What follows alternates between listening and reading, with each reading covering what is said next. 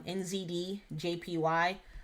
So for me, I will rather wait for price to break below this level, come down, retest it, and then go short.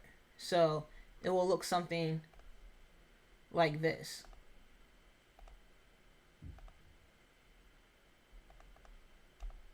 That's what I'll wait for on this pair here.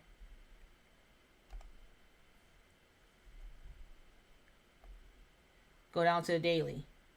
So I would definitely just wait for price to break below all of this, and then come back to retest it, and then go short. So right now we're in the zone. We're in all of this area. So you just gotta chill, man. Just gotta chill and wait for it to wait for the trade to play out. So just mark your zone, no trade zone.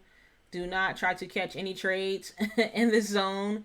Just let it be. Just wait for price to break out, come back to retest it, and cash out, you know?